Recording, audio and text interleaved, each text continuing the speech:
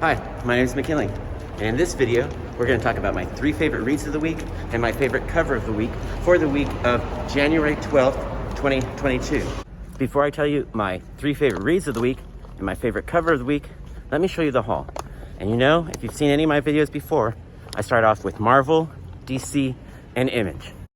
It was a really light haul for me this week, and like most of my hauls, there are no new Marvel books. But that isn't to say that I don't like Marvel. So let me show you what I did pick up that was Marvel related, or is Marvel related, I guess. I got the Mighty Marvel Masterworks Fantastic Four Volume 1. I got the Mighty Marvel Masterworks Fantastic Four Volume 2. I also picked up, in the same series, Volume 1 for the X-Men and Volume 1 for the Incredible Hulk. I'm really looking forward to reading those books.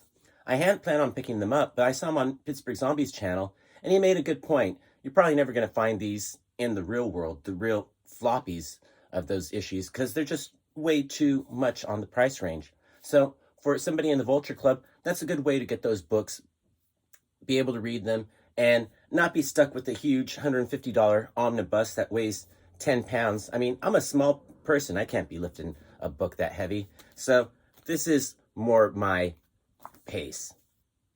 Those are the Marvel that I picked up. They're not new, obviously, from the 60s, but they were printed recently, and I was lucky enough to grab those at my LCS.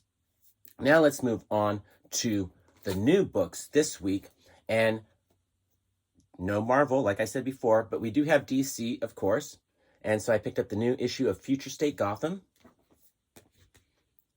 The Joker, Detective Comics. This is a weekly now. It's going to be a weekly for, I think, the next 2 months, or the next month and a half, because we already have 2 issues down in the weekly series. So I think there's 6 more to go. I'm not sure. Don't quote me on that. Moving on to Image, the new Department of Truth. And rounding out Image is the new issue of the Scorched, the first issue of the Scorched, which is the Spawn team book. Now let's move on to the real indies. I picked up the new issue of Nyx, issue 3, with that beautiful rose beige cover. And rounding out the indies is a book called Animal Castle. This is actually the second printing of the first issue, but I'm including it here because my haul was pretty darn light. And I also like this cover because if you look, this is real silver. So that's a 4-color plus silver print job. Shows a lot of attention to detail. I like that. Now let's talk about my favorite cover of the week. If you've been watching for a while now, you know if Todd McFarlane is doing a cover, it's usually my cover of the week, but not this week. And if you've been watching for a while, you also know that I love Rose Besh. She's awesome, but this isn't my cover of the week. For the second week in a row, Lee Bermejo is taking cover of the week with this beautiful cover for Detective Comics. Just so awesome. I don't see how it could not be cover of the week. Let me know what your favorite cover of the week was in the comments below. Now let's move on to my 3 favorite reads of the week. Coming in at number 3 for me this week is Scorched, the first issue of Scorched. Great artwork. Writing is still Spawn level, kind of mediocre, even though Todd McFarlane didn't really write it. Still at that same level.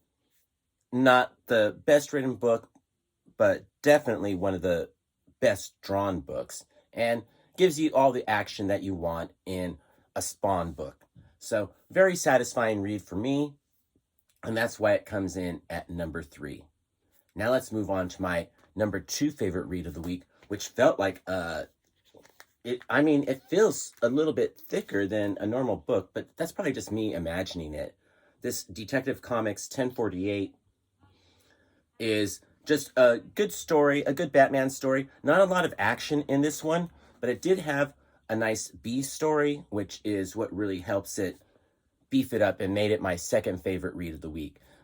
We're laying some groundwork on this one, and that's mostly what it was, which is why it wasn't so action-packed. But I don't need action in a comic book all the time.